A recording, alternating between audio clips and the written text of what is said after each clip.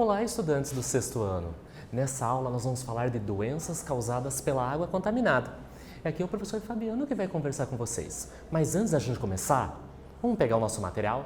Cadê o seu caderno? Cadê o seu penal para fazer anotações? Tem muita coisa legal que nós vamos aprender nessa aula. Então acompanhem comigo os objetivos, o porquê a gente está estudando, a gente está conhecendo um pouco informações sobre a água, a distribuição da água, a utilização dela no cotidiano e agora falar sobre doenças. Então, reconhecer que a água não potável é veículo de micro-organismos que podem causar doenças. Nós já vimos que a água é importante no dia a dia, para beber, para fazer os alimentos, a higiene, gerar energia, fabricar produtos. Porém, se essa água não for potável, tiver poluentes, estar contaminada, pode causar problemas e até doenças nos seres humanos. Então vamos observar essa imagem?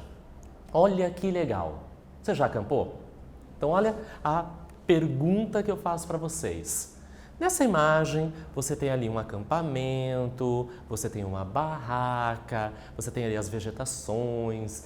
Não tem, mas provavelmente pode ter um rio, um lago para as pessoas pescarem, brincarem. Você já acampou em algum momento da sua vida? Bem legal, né? É uma aventura. Você está acampado do lado de um rio, embora que a imagem não mostre, mas tem um riozinho ali perto. A água é transparente e sem cheiro. E você brinca, você nada, você levou boia, o pai está pescando e surge uma pergunta. Será que você pode beber essa água que está nesse rio? Só olhando o aspecto visual? Você cheirou e não tem cheiro nenhum? Então eu vou dar um tempinho para você pensar nessa situação e nós já conversamos.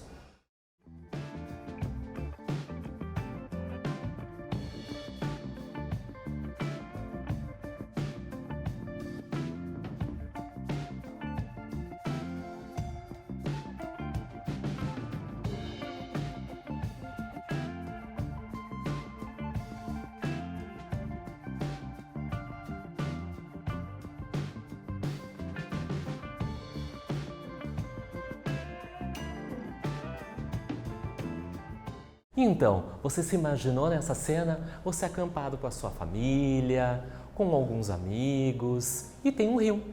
E você foi lá brincar, colocou a sua roupa de banho, levou uma bola e está ali se divertindo, brincando com todo o cuidado e percebeu que essa água ela é transparente, que ela não tem cheiro. E você continuou brincando e pensou, eu vou beber essa água. Será que a gente pode beber uma água que nós não conhecemos? Só se baseando no aspecto visual, a coloração da água e ela não ter cheiro? A resposta é não. Não devemos beber água que nós não conhecemos a procedência.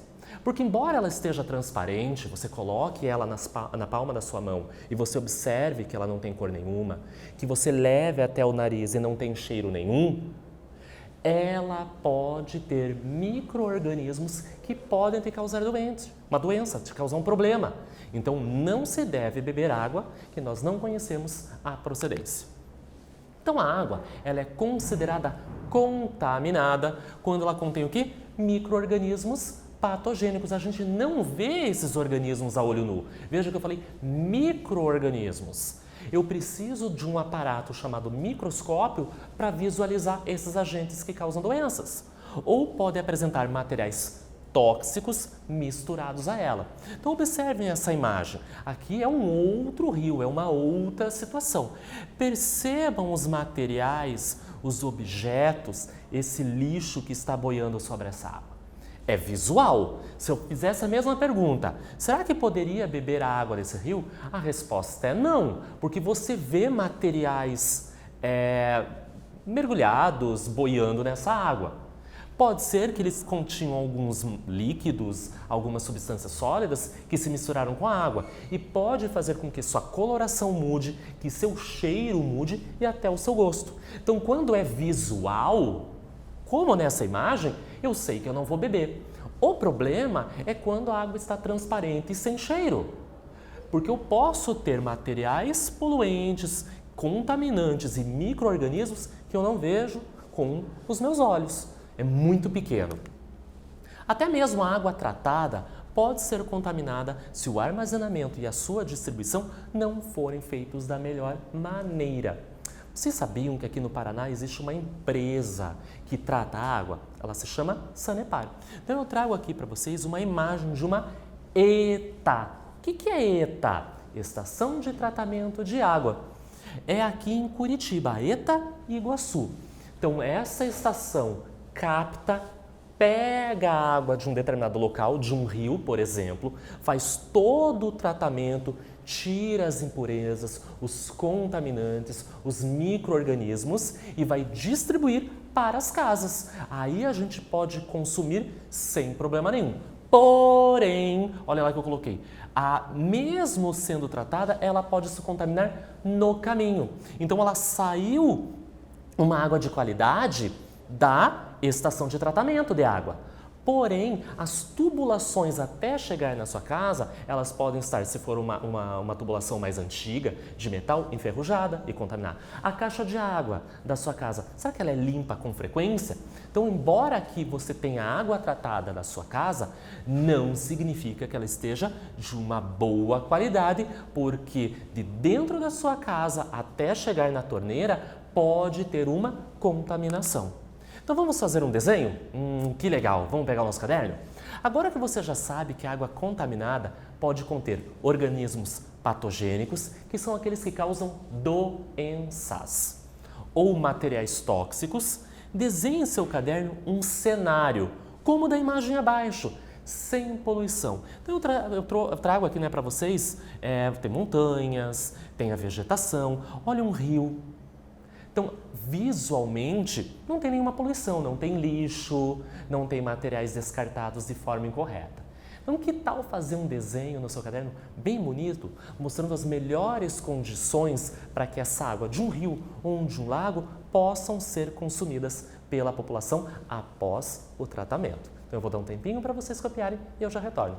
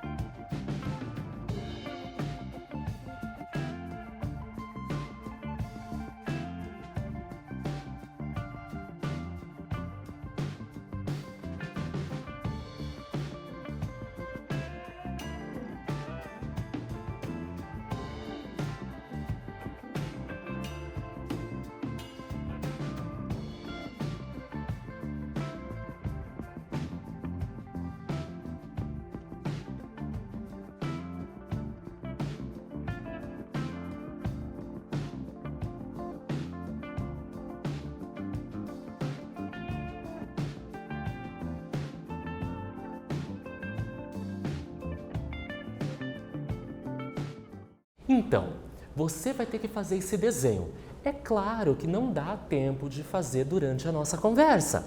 Faça esse desenho depois, com calma, bem caprichado, use os lápis de cor, canetinha, giz de cera. Faça um desenho mostrando um cenário, uma região, pode ser até da onde você mora, onde eu tenho um corpo d'água, a vegetação sem poluição. E depois, mostre para sua família o seu caderno, mostre para o seu professor, para a sua professora, durante as aulas no Meet.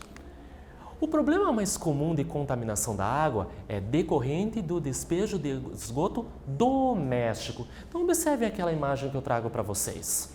Eu tenho um corpo d'água, eu tenho um rio, eu tenho um lago, mas infelizmente algumas casas, alguns comércios ou até fábricas não têm uma ligação com uma rede de esgoto que vai levar até a ET. Eu tenho a ETA, que é a Estação de Tratamento da Água. Eu pego essa água da natureza, eu trato e distribuo para a população. Mas depois que nós usamos essa água, nós escovamos os dentes, tomamos o banho, fazemos o alimento. Essa água vai pelo ralo abaixo. Essa água ela não pode voltar dessa maneira para a natureza, porque tem shampoo, sabonete, pasta de dente, o nosso xixi, o nosso cocô. algumas coisas que a gente faz na cozinha podem ir pela pia. Então eu não posso devolver essa água contendo esses materiais, essas substâncias, porque ia poluir os rios. Então essa água, ela volta para um tratamento, que é na ET, Estação de Tratamento de Esgoto, também feito pela Sanepar. Após, é devolvida para a natureza para sua recaptação e ter todo o tratamento para a gente utilizar novamente. Porém, tem algumas casas, empresas e comércios que não tem esse esgoto ligado e ele lança direto para a natureza. Então, quando eu digo esgoto doméstico, pode ser o esgoto de uma casa, com uma tubulação como aquela da imagem que está liberando ali xixi, cocô, shampoo, da espuma que a gente tomou banho, do sabonete, e não vai contaminar essa água, não vai dar para beber. Então, não tem um tratamento prévio. Pode conter materiais poluentes, tóxicos, mas também pode conter o quê? Micro-organismos patogênicos. Imagine uma pessoa doente, né? Por exemplo, ela faz xixi, ela faz cocô, ela pode ficar enjoada, ela pode vomitar e pode sair micro-organismos nesses materiais e contaminar a água. E se uma pessoa tiver contato e fizer ingestão, também vai ficar doente. Por isso a importância de tratar essa água. Os processos industriais também podem gerar resíduos muito tóxicos, que muitas vezes são lançados aonde? Nos rios, nos lagos e até nos oceanos. Aqui eu tenho uma imagem para você, alto mar, é uma plataforma onde você tem a extração do petróleo. Já pensou se por alguma razão tem um vazamento desse óleo? Vai contaminar, vai poluir essa água. Uma outra parte, um processo e vai ser liberado sem querer, acontece um acidente e contamina essa água. Mesmo que seja uma água de oceano, que a gente não faça a utilização por causa dos sais minerais, mas está poluindo e contaminando o meio ambiente. Não vai afetar tão diretamente a nossa vida, mas pode afetar os seres que vivem nos oceanos, né? Então os animais e as plantas que vivem nessa região. Pesticidas e fertilizantes podem ser arrastados pelas chuvas e chegar a rios e lagos ou infiltrar no solo e contaminar as águas subterrâneas. Então, se você observar ali na imagem, as atividades agrícolas também podem poluir, contaminar e, consequentemente, afetar a nossa vida. Então, ali eu tenho uma plantação de alguma verdura, de algum legume e está tendo ali a irrigação com água. Ótimo! Porém, pode ser utilizado pesticidas para eliminar alguns organismos que estão comendo as folhas dessa planta ou fertilizantes para elas crescerem mais bonitas, mais fortes. Caso não seja utilizado da melhor maneira, esses produtos químicos podem ser arrastados pela água da chuva e chegar até um rio próximo, até um lago próximo. E se nós ingerirmos essa água, se nós ingerirmos esse, né, do rio ou do lago, a gente pode ficar doente se essa água não for tratada. Por isso que eu faço aquela pergunta inicial. Você entra em contato com o rio, lá no acampamento, e a água é transparente e não tem cheiro, não dá para sair bebendo, porque olha quantos materiais podem ser recebidos nessa água. Uma pequena quantidade de pesticida, uma pequena quantidade de fertilizante ou uma pequena quantidade de esgoto dissolvido naquele rio não vai ser percebido visualmente e nem pelo cheiro. Mas caso você faça a ingestão, pode te causar mal, sim. Vamos para a primeira atividade? Você já pegou o caderno para fazer o desenho? Então, na sequência, você vai anotar. A água ocupa a maior parte da superfície do planeta, embora seja planeta Terra, mas superficialmente o nosso planeta azul é composto por água. Então, por que não podemos fazer uso desse recurso natural sem nos preocuparmos com o seu esgotamento? Eu vou dar um tempinho para você copiar e pensar e eu já retorno.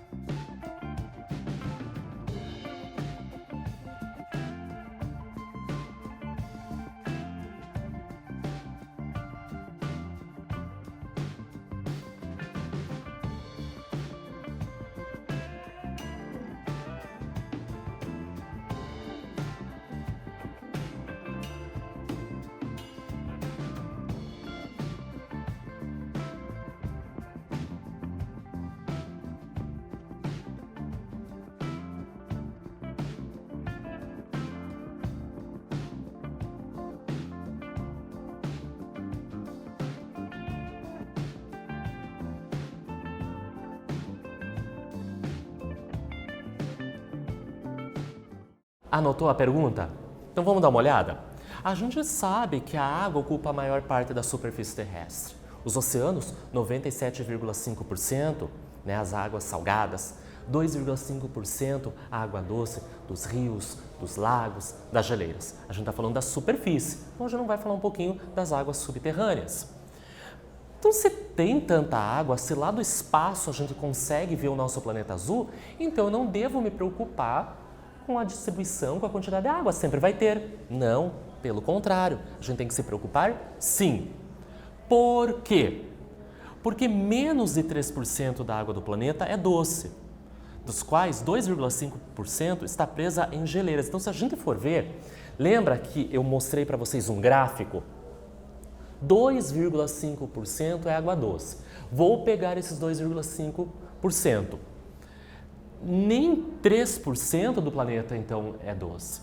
Pego 2,5% daquela quantidade que já é pequena, está presa em geleiras. Ou seja, é muito pouco a disponibilidade de água doce para o nosso consumo. Pensa, já tem muito pouco. Uma grande parte está nas geleiras. Não dá para ir no Polo Norte ou no Polo Sul pegar gelo para derreter para consumir. Uma grande parcela está em rios, por exemplo, ou em lagos que não temos acesso, é longe das cidades. Alguns rios e lagos já estão poluídos, já estão contaminados. Então a gente deve se preocupar sim com a questão do esgotamento dessa água para o consumo.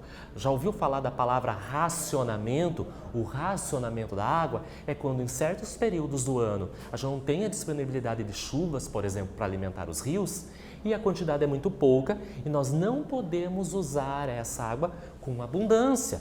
Tem dias que pode ficar até sem água na sua casa. Muitas doenças, como a amebíase e a hepatite A, são transmitidas pelo consumo de água contaminada. E eu não consigo ver o agente que causa essas doenças. Outras doenças, como a leptospirose, são transmitidas pelo contato com a água contaminada. Então percebam que a água ela pode ser veículo de algumas doenças. Muitas, como a amebíase e hepatite, é o consumo. Eu vou ingerir essa água e vai adentrar o meu corpo o micro-organismo que causa a doença. Em outros casos, como a leptospirose, eu não preciso ingerir a água, mas sim ter contato com a água, encostar, andar nela, por exemplo, aonde vai ter esse agente. E uma outra situação, aonde eu tenho, por exemplo, os mosquitos que colocam, as fêmeas botam seus ovos na água. Então vejam como a doença está muito associada, muito relacionada com a água. Então ali, eu coloco essa imagem de um copo, a água é transparente.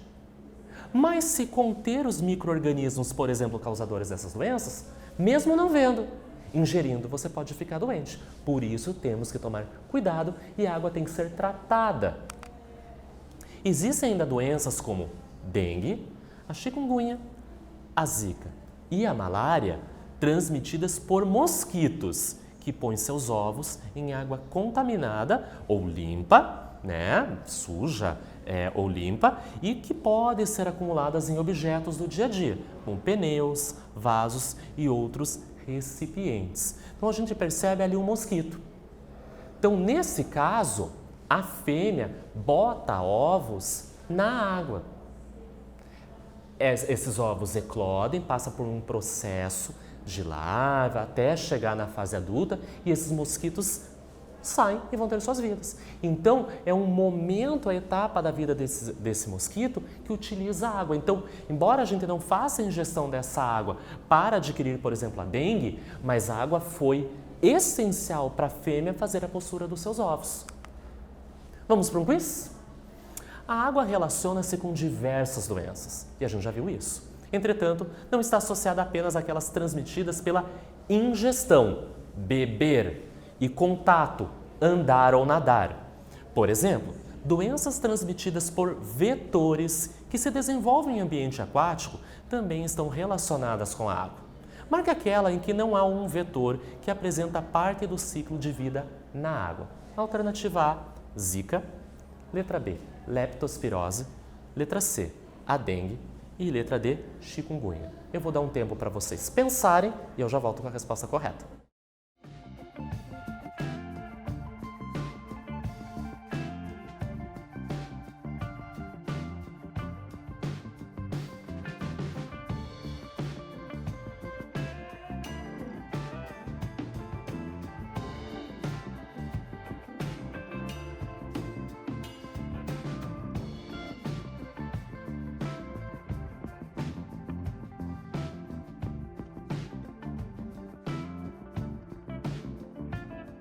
Vamos dar uma olhada na resposta correta? Então ele pergunta aquela doença que está associada onde um mosquito, um vetor, não faz o seu ciclo de vida.